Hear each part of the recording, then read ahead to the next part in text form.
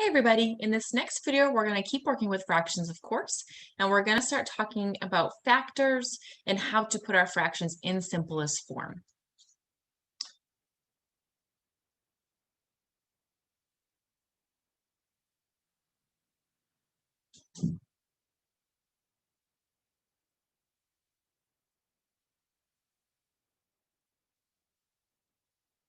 So for example, let's say I have something like 2 times 5 equals 10.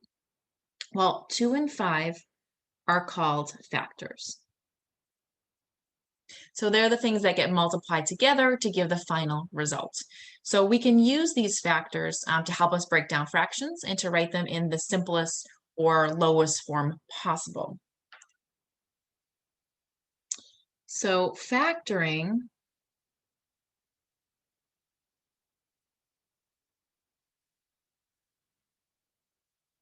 a number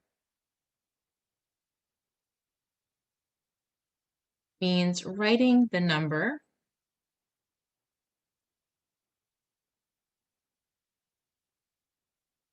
as a product. So factoring just means to break it down like this. So break it down.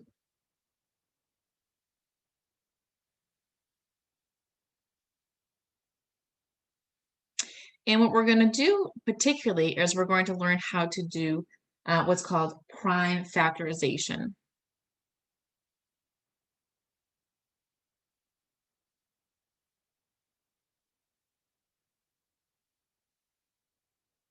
And that's when we write a number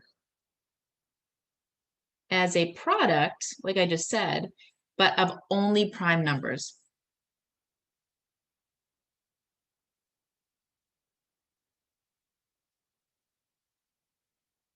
And a prime number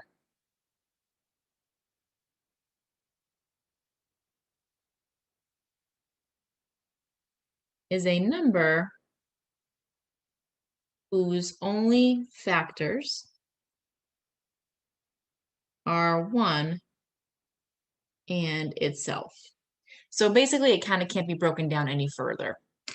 So some examples of prime numbers would be 2, because the number 2 is only 1 times 2. Another example would be 7, because 7 is only 1 times 7. Or another example could be 11, because our only breakdown is 1 times 11. So something that is not prime is actually called composite.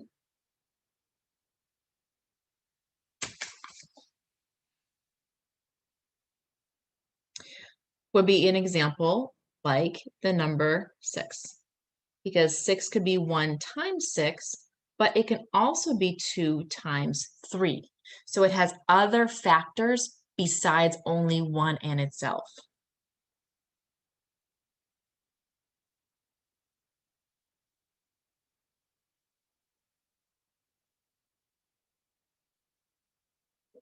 Or another example here could be the number, let's do 25.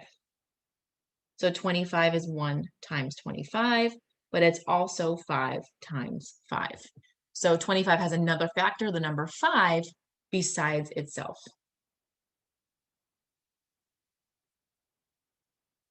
Now, composite factors are great too. So composite numbers are great too.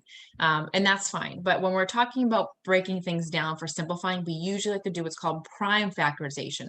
So we basically break the number down as far as we possibly can into only prime factors that cannot be broken down any further. We don't so much care about the factor of 1 here because it doesn't change anything. Multiplying by 1 does not create a new number, for instance. Okay, so just a few examples of prime numbers. And also the number 1 does not count as being prime. So we have 2, 3, 5, 7, 11, 13, 17, and so on. Okay, so those are just some of the first few prime numbers here. So these are numbers that cannot be broken down any further. Notice I didn't include 4 because 4 is also 2 times 2. We talked about 6 already. 8 is also 4 times 2. 9 is 3 times 3. 10 is 2 times 5. 12 is 6 times 2 as well, and 3 times 4. 14 is 7 times 2. 15 is 5 times 3. 16, 4 times 4, 8 times 2, etc. So I just try to list the first few prime numbers for you. And the interesting thing about prime numbers is they actually continue on indefinitely. We can always find a larger prime number forever, for infinity, which is a really interesting idea. You would think that maybe at some point everything just becomes composite or some combination of other factors, but that's not true. There actually are infinitely many prime numbers, and they do get larger and larger.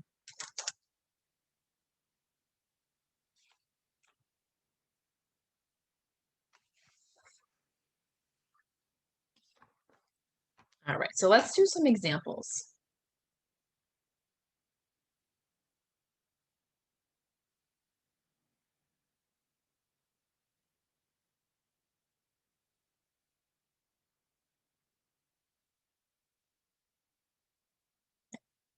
So I want to write the prime factorization of 24. And what I'm going to do is take that 24 and I want to break it down into only its prime factors. And a lot of times what we use here is a tree. So I take that 24 and I'm going to think about just one factor pair. Doesn't matter which one you pick. So I know 24 has lots of different factor pairs, right? 2 times 12, 3 times 8, and so on, right? 4 times 6. Doesn't matter which one you pick. Obviously, we want to pick one without a 1. We want to do something different.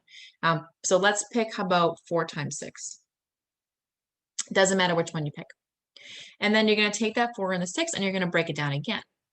So 4 is 2 times 2, and 6 is 2 times 3. Now, 2 and 3 are prime numbers. I cannot break them down any further. So these are my ending values on the tree. So this is a, you can call it a factorization tree. So our answer here is anything that's circled. So 2 times 2 times 2 times 3. Or you can also write this as 2 to the 3rd power times 3, depending on how we want to write our final example.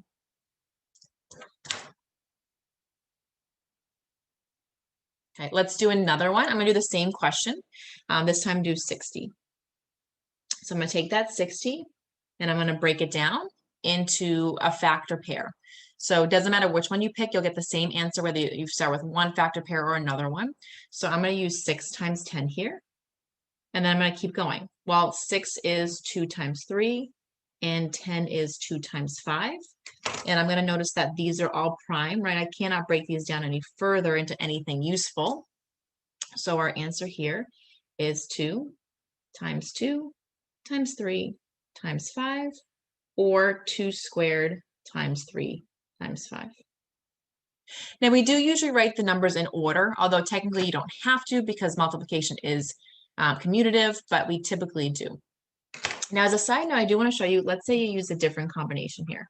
So let's say instead you started with 5 times 12. Well, 5 is prime, so I can't break that down any further, but I can break down the 12. And 12 is 2 times 6. Now, 2 is prime, but I can break the 6 down into 2 times 3. So notice here that you're still getting that same factorization no matter which combination you use for your factor pairs. They're all going to break down the same way, which is really nice, which is why we really like these prime factorizations, because we know we have all the possible factors there when we go ahead and do that. All right, let's do one more. And this is a good one to maybe pause the video and try on your own, see if you can get it first. So I'm going to do 63.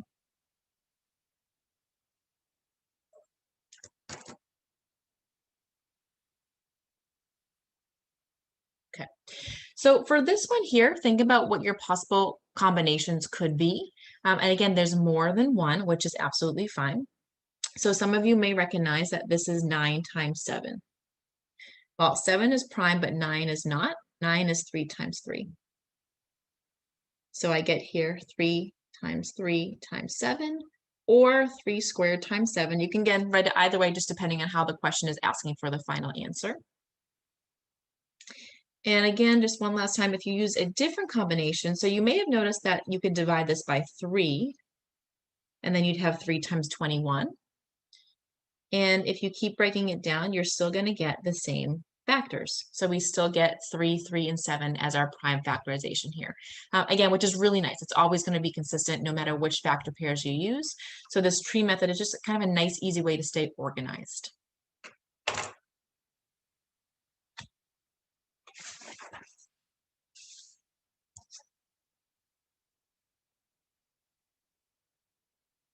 Now, as you're breaking things down, the better you are with your multiplication tables and division, the easier this is going to be.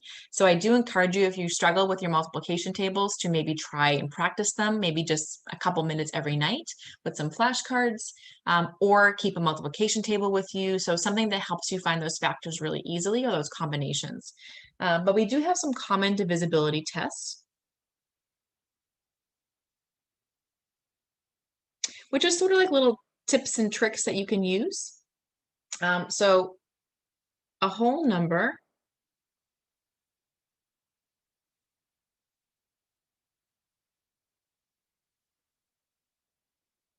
Okay, so a whole number is divisible by 2 if it is an even number. So if you don't remember what even number is, that means that the last digit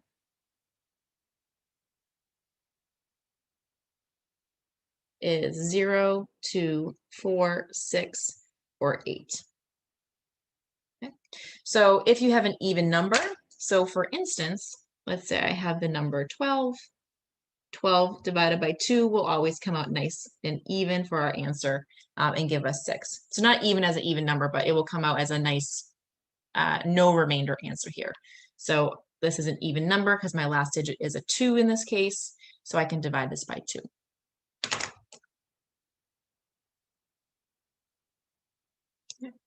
So it's divisible by 3.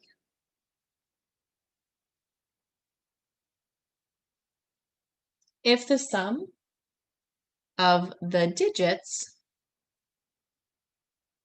is also divisible by 3. Now, this helps particularly for large numbers that you're trying to break down. But we'll do a regular example. Let's do 12 again. Okay. So our two digits here are 1 and 2. 1 plus 2 equals 3. And notice that 3 can be divided by 3. So 12 can also be divided by 3.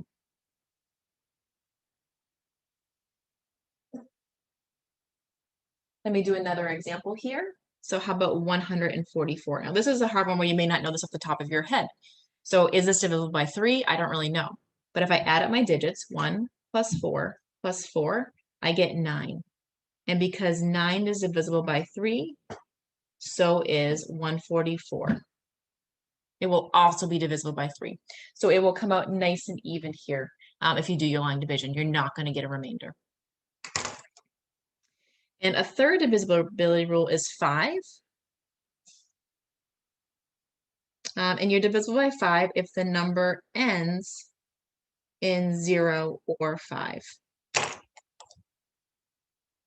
So for example here, something like 120 ends in a 0, so it is divisible by 5, or something like 1,555 is also divisible by 5 because it ends in a 5.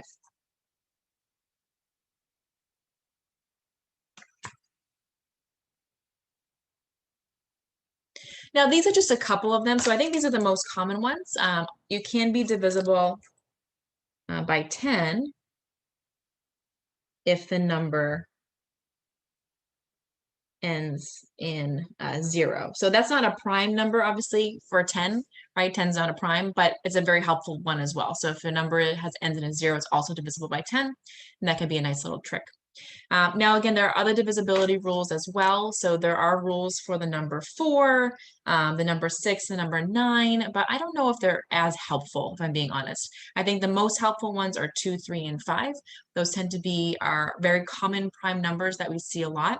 So I would start with those first. But if you're interested in other divisibility rules, I encourage you to look at your text or look at different websites to see some of the other ones. But like I said, these tend to be, I think, the easiest to memorize and the easiest to work with.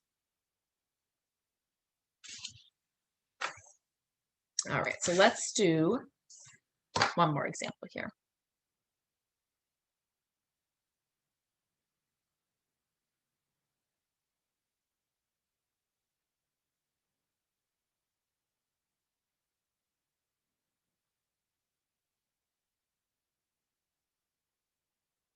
Okay, so this time I'm going to write the prime factorization of 252. Now, this is obviously a number that I don't know factors off the top of my head. This is quite a large number, but I'm going to use my divisibility rules. So if I go to my divisibility rules, I do see that 252 is an even number, right? Because it ends in a 2. So I know that I can divide this by 2. So I'm going to start there. Now, I do have some work to do here. I am going to have to do some long division. 2 goes into 2 one time, which is 2. If I bring down the 5, 2 goes into 5 2 times, which is 4. Bring down the 2, and 2 goes into 12 6 times. And it comes out even. So I can at least start by making this a little smaller, and I have 2 and 126. Now I know 2 is prime, so I can circle that, but 126, I got to see if I can keep breaking it down. I notice again that 126 is still even because it ends in a digit that is either 0, 2, 4, 6, or 8. So I'm going to divide by 2 again here.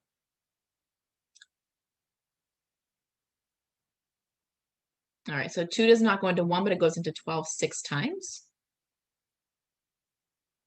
And 2 goes into 6 3 times. Okay, so this was 2 times 63.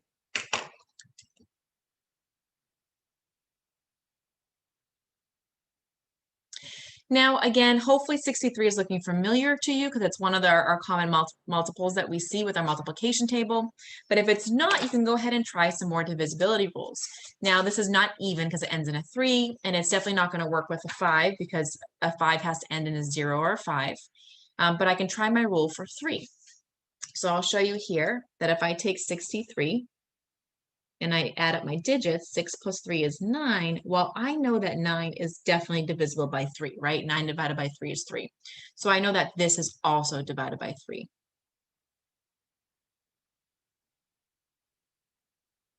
So if I'm not sure of a factor here, I'm just going to use my divisibility rules. And then, like I said, I know we've seen this already, but you can go ahead and just kind of keep going that way until you find something that you feel a little bit more comfortable with.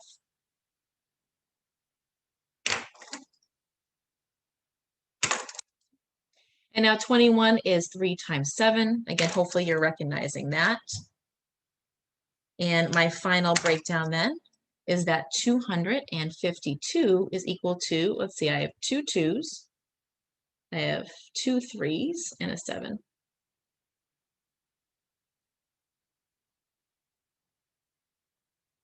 Okay, so we can use our divisibility rules to help us with these larger numbers as well.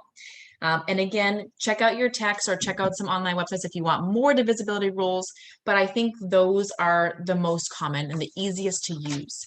Some of the other rules get a little bit tricky and kind of not really worth memorizing. So those are the 3 ones that I think are worth kind of remembering and kind of keeping track of. Okay, so let's go on to simplest form now.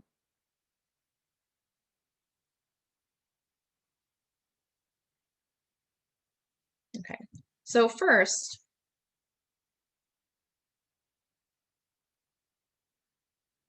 fractions that represent the same portion of a whole or same value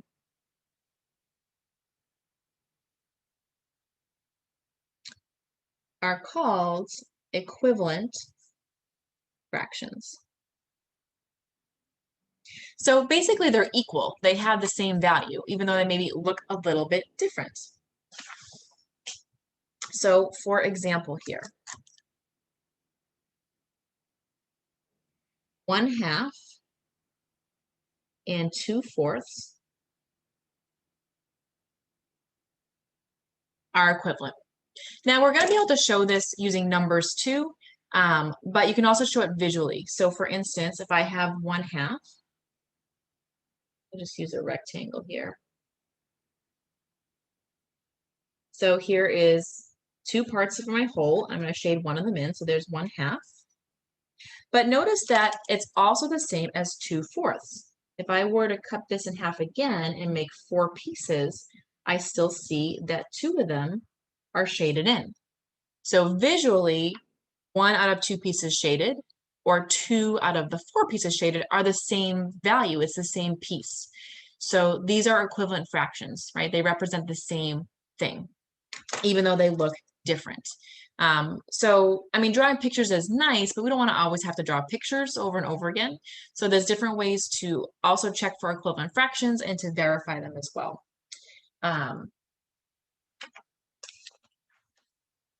Another way to see if 2 fractions are the same is to use what are called cross products.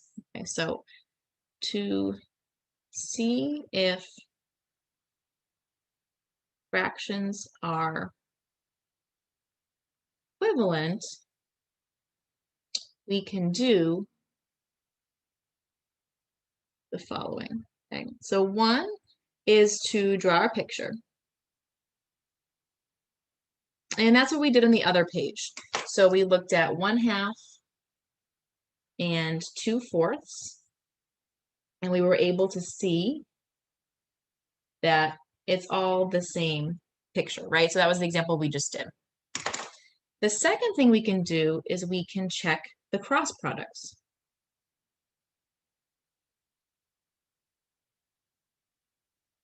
And cross products mean that we're going to multiply across or diagonally. Okay. If the same, then the fractions are also equivalent.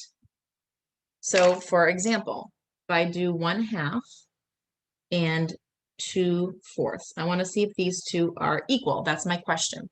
So what you do is you multiply across. So I do 1 times 4, and I do 2 times 2. So 2 times 2 is 4. 1 times 4 is also 4. Obviously, these are equal. Yes. So here, the cross products are equal.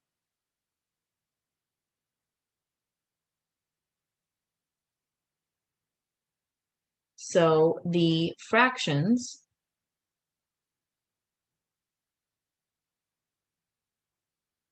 are also equal. They are equivalent. Okay, so that's another way. So your cross products are just multiplying diagonally.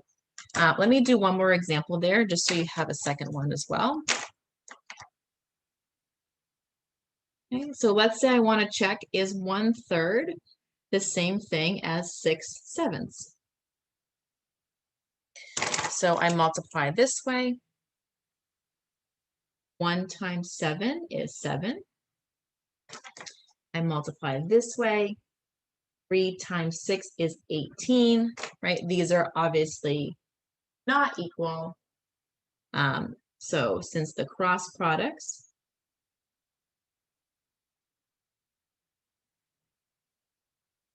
are not equal, then the fractions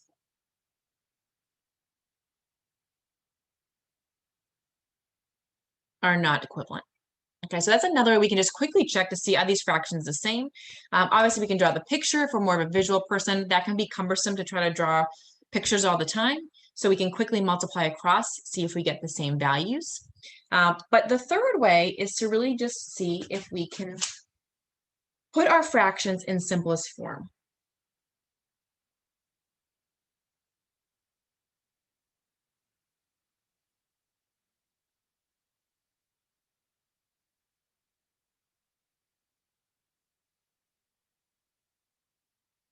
to see if they are the same. And that's really what I want to spend the rest of this video on, is what is simplest form and how do we put our fractions in simplest form, because we're going to use this technique all the time.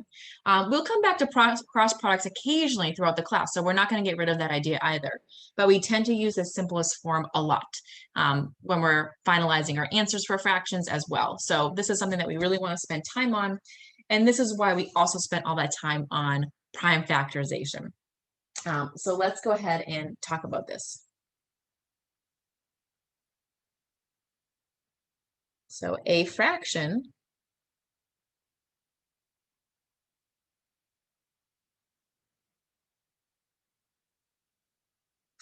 is written in simplest form, also called lowest terms. Sorry, guys, hang on. All right, sorry about that, guys. The puppy started barking. Sorry, I take a little break. So let's go back to this definition. So a fraction is written in simplest form, which is also called lowest terms.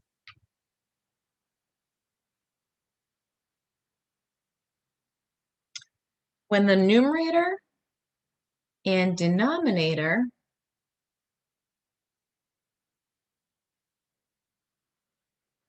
have no factors in common except the number 1. And the number 1 is always present because we can always multiply anything by 1 or take out a factor of 1 all the time. So we're not worried about 1, we're talking about something different. Just as a side note here, so we also sometimes say reduced. The fraction is reduced. That's a little bit more older terminology, I know, but I grew up with it as well. So if you remember that term, oh, reduce your fractions, the fraction is reduced, it's the same thing. It just means that the fraction is in simplest form or lowest term. So that phrasing has sort of gone away a little bit more nowadays, but I just want to throw that in there because I know sometimes I still say it, or those of you who had this work a little while ago may have learned that word in school as well. All right, so how do we actually get things in simplest form? So what we want to note here, actually, I think we're just going to do an example. Let's just do an example.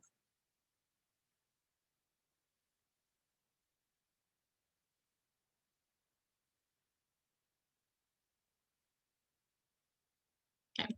So what you want to do is you want to factor the numerator and denominator and cancel any factors in common to both. Now, when I say factor the numerator and denominator, there's different ways to do that. So I'm going to use the prime factorization. So I'm going to break both of these numbers down as low as they can go first and show you how that works. And then I'll also show you a little bit of a shortcut. So I'm going to start with 12 and I'm going to break this down. So 12 is 2 times 6, and then 6 is 2 times 3. So here's where that prime factorization is coming in. So 12 is 2 times 2 times 3. And then for 20, well, 20 is 4 times 5, and 4 is 2 times 2. So I get 2 times 2 times 5. Now, I do like to leave it in the sort of expanded form here, not in the exponential form. When I'm simplifying fractions, I find it easier. So I'm going to take that 12 over 20, and I'm going to rewrite it as my factors.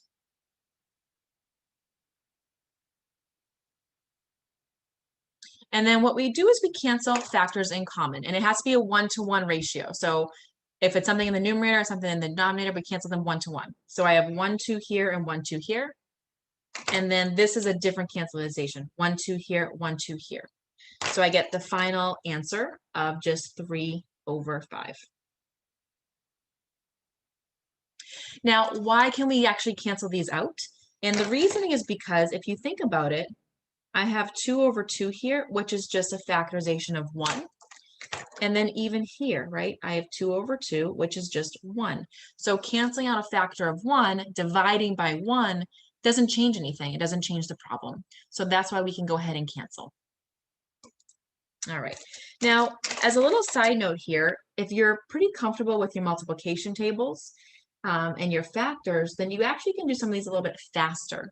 So instead of going all the way down to prime factorization, you may have already noticed that, hey, these both have a factor of 4 in common, right? Because 12 is 4 times 3 and 20 is 4 times 5. So that's another way to do it as well, particularly as you get more comfortable with these problems and with your multiplication tables. You may be able to find factors, not necessarily prime factors, but just factors in general much quicker. Let's do another example.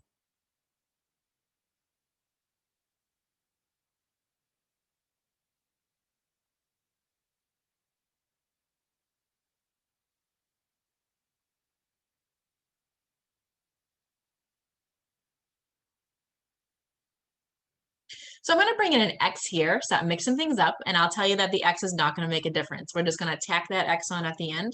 And I'm going to focus on the 42 and the 66. So I'm going to do it with prime factorization first, and then again, we can look at more of the shortcut way. So for 42, I'm trying to think through my factors here. So I have this as 6 times 7. And 7's prime, but 6 I can break down into 2 times 3. And then for 66, I have 6 times 11, and then 6 is 2 times 3. So what this becomes then is that 42x over 66 becomes 2 times 3 times 7x, and 2 times 3 times 11. So we're just going to let that x hang out in the numerator, and I'm going to cancel my factors in common here, and I get a final answer of 7 over 11x, or you can write it as 7x over 11. Those are both the same thing. Now, again, if you're noticing right away, if you're like, oh, I'm pretty good with my factors, I know that this is 6 times 7, and I know this is 6 times 11. So you maybe recognize that common factor of 6 right away, then you can go ahead and still cancel that out, and that is absolutely fine. Another way to do it, instead of kind of writing the factors like this, those of you who may be more familiar, you also can write it as division. So another way to do it that, again, you may have seen once you become really comfortable with these factors is to just divide it out. So instead of dividing it this way in fraction form, we can just divide it using the division symbol.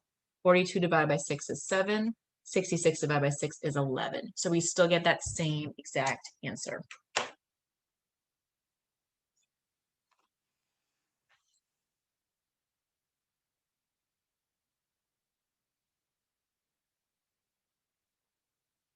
Let's do another example. Again, write in simplest form.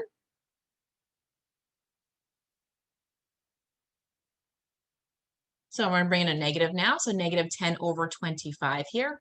Now, if you had 2 negatives, they would still cancel out just like a regular division problem.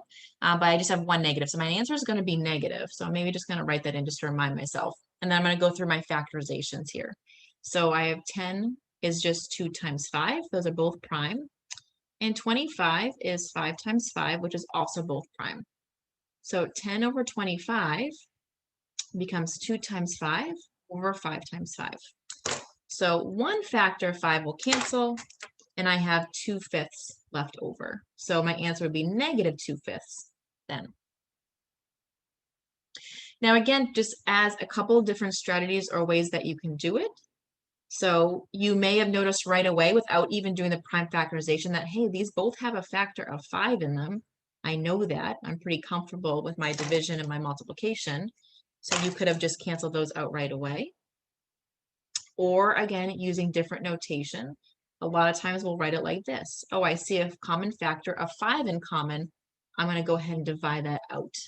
So that's another way that you can write and simplify your fractions. So you're more than welcome to use any strategy if the problem doesn't specify. And just as long as you can simplify and get to that lowest form, then that is great too.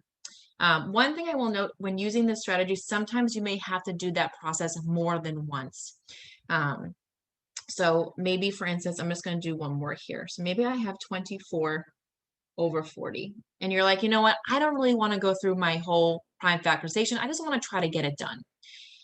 So maybe you notice that these both have a common factor of 4. So I'm going to start by dividing them both by 4. 24 divided by 4 is 6, and 40 divided by 4 is 10. Now, you just want to be careful if you're using this strategy because you may not get the lowest fraction right away. If I look at 6 and 10, I also see that, hey, these guys also have a factor of 2 here in common. And now 3 and 5 have no factors in common. They're both prime, so we are done here. So again, you just want to be careful if you're using a different strategy for your factoring. If you're not going down to the primes, prime factorization will work well, cancel all factors. But if you're not going down to the primes, if you're using a different strategy, you know, like this or this, then make sure you double check your final answer. Did you get all the factors? So here, if I did 4 first, I may have missed the factor of 2. So I need to come back and divide by 2 again to get that final answer. Okay, so just some different strategies on how you can get that simplest form here.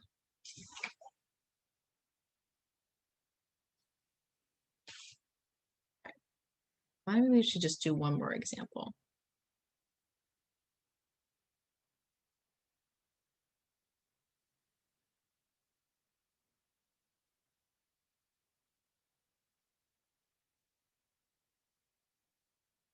All right, let's do a hard one here. 18x squared over 6x cubed.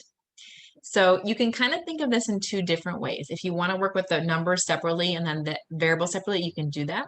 This could be a great one to maybe just use that prime factorization so we don't have to worry so much about, okay, did we get all the factors?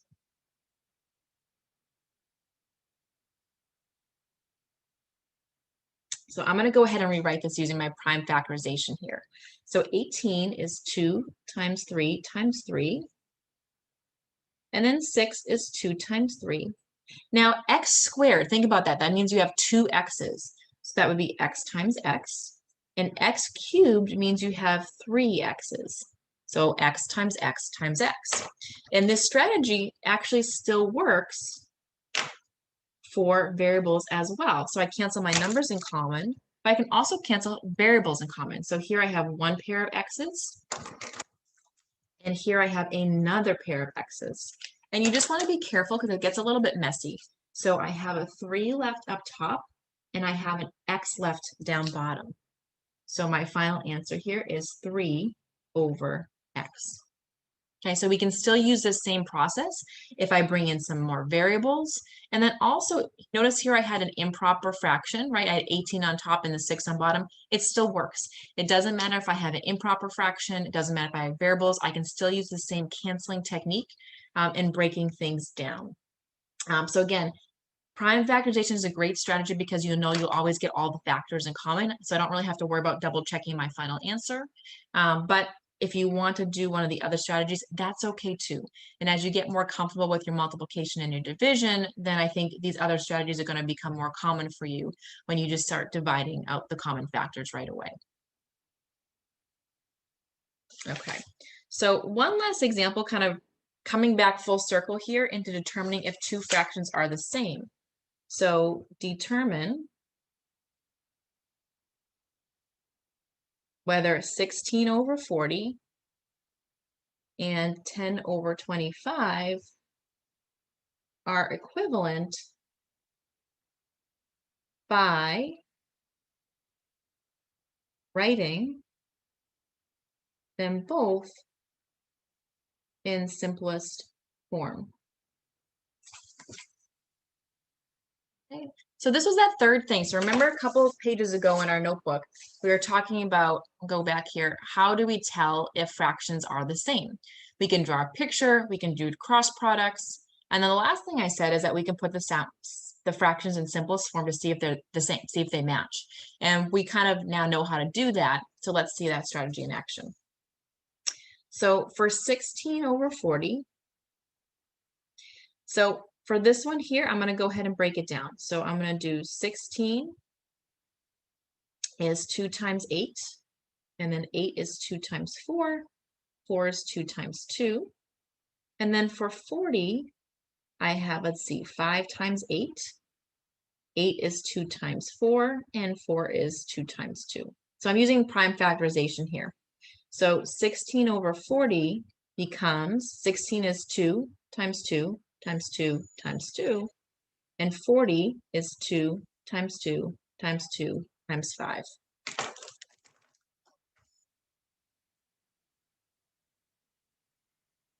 So I see that this one becomes 2/5.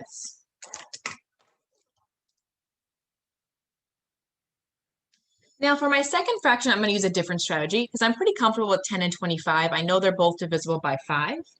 So I'm going to go ahead and just use this strategy instead. 10 divided by 5 is 2, and 25 divided by 5 is 5. So notice that since these are the same,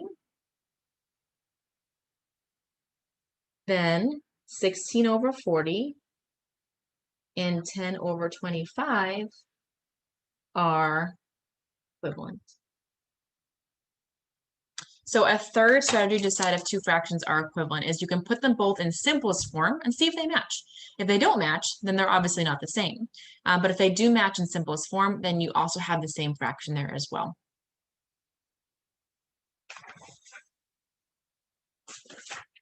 So for this this video here, we went through quite a lot of things.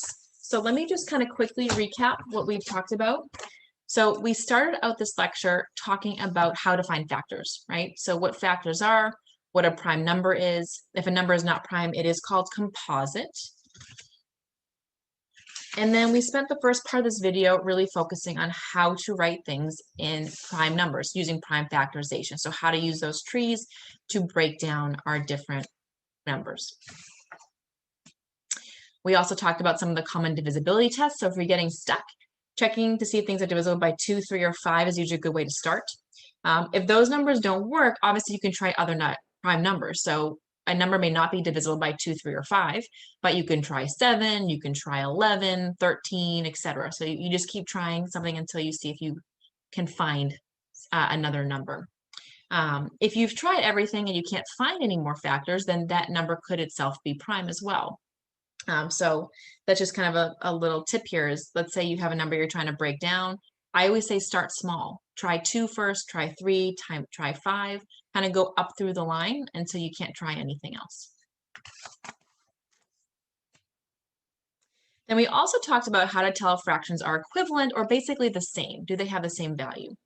So you can draw a picture to see if they're equivalent, which is nice, but it could get a bit tedious. A quick way to check if fractions are equivalent is just to check their cross products and see if they match. But another way to check if fractions are equivalent is to reduce them to simplest form. And this strategy here we're going to be using a lot in the next few videos. So to go in simplest form, the main way you can do it is to just go ahead and to use prime factorization on the numerator and denominator, and then you can cancel out your factors in common. As you become more comfortable with that, you can make it a little bit faster for yourself. So if you notice a factor in common that it may not be prime, but you know that it's common to both, you can just kind of jump right to that part and cancel that out right away.